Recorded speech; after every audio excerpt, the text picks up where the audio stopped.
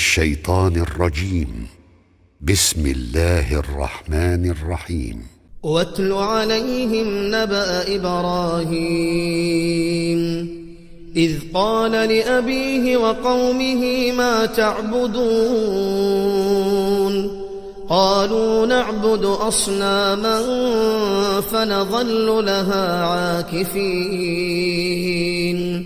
قال هل يسمعونكم إذ تدعون أو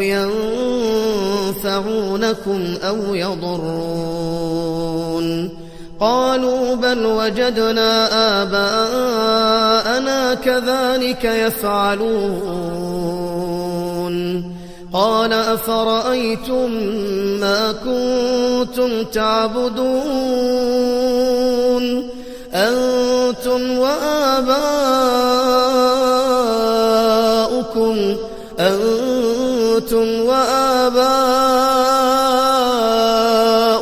الأقدمون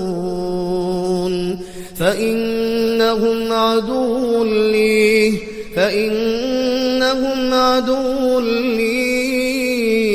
إلا رب العالمين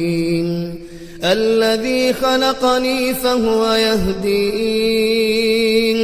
والذي هو يطعمني ويسقين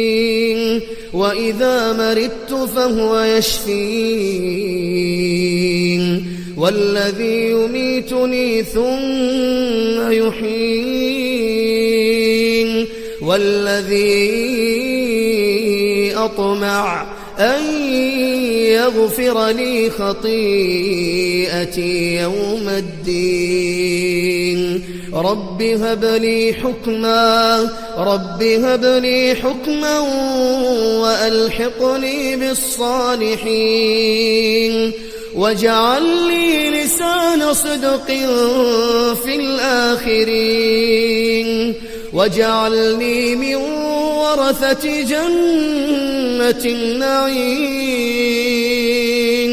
واغفر لأبي إنه كان من الضالين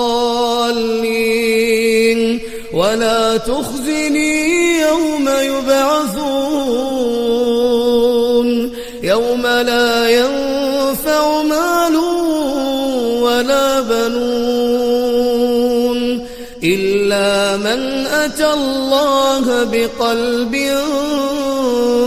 سليم.